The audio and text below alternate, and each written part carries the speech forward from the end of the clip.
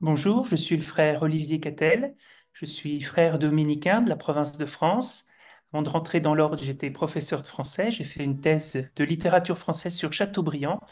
Et ensuite, j'ai suivi dans l'ordre dominicain ma formation à Lille, surtout en théologie, et une spécialisation biblique à Fribourg, en Suisse, avant de partir, il y a maintenant déjà 8 ans, pour Jérusalem, où je me trouve actuellement à l'école biblique et archéologique française. À l'école biblique et archéologique, je ne suis pas étudiant, mais enseignant, car je suis étudiant à l'université hébraïque de Jérusalem, qui est l'université israélienne juive de Jérusalem, où j'ai déjà étudié la Bible, puis ensuite je me suis spécialisé dans la littérature rabbinique, la Mishnah, la Tosefta, le Talmud, pour essayer de mieux comprendre la pensée juive, et je suis actuellement en train de rédiger une thèse de doctorat sur le jeûne dans le Talmud et le christianisme primitif dans les tout premiers siècles de notre ère. J'ai eu l'occasion d'enseigner le cours que je vous propose aujourd'hui, l'introduction au Midrashim, technique, corpus et travail exégétique. C'est une manière de découvrir ces textes juifs de la tradition juive. En effet, depuis le Second Concile du Vatican, depuis Vatican II, le goût et l'intérêt pour les textes et la tradition juive sont grandissants. De nombreux exégètes, des prêtres dans les homélies, mais aussi des laïcs, s'intéressent à ces textes, les lisent, les découvrent. Cependant, le terme midrash est un peu complexe car il couvre une grande multitude de réalités qui s'étendent en gros du IIe siècle de notre ère jusqu'au milieu du Moyen Âge. En effet, ces textes sont souvent cités par les auteurs, mais finalement sans beaucoup de connaissances académiques. On va citer de la même manière un midrash du IIIe siècle et un midrash du Xe siècle. Et bien sûr, vous pouvez le comprendre, les enjeux ne sont pas les mêmes.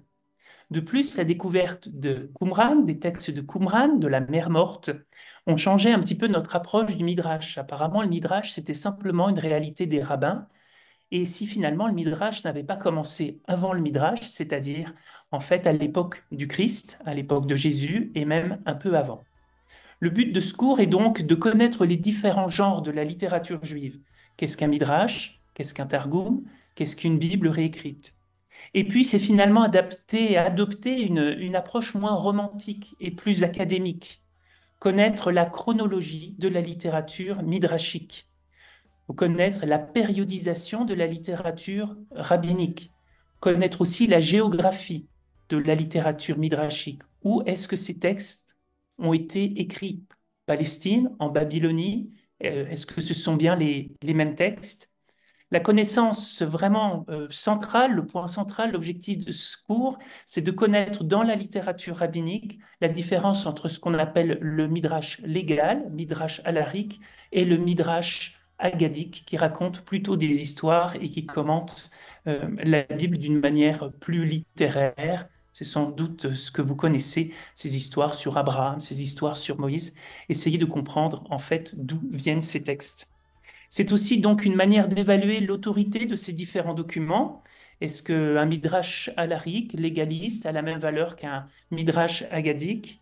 Et puis finalement, c'est se familiariser avec l'approche exégétique juive, comprendre un peu mieux comment nos frères juifs aujourd'hui lisent la Bible, quelle est leur tradition, comment ils transmettent la loi, comment ils transmettent leurs interprétations. Voilà tous les points principaux que j'aimerais développer avec vous dans ce cours.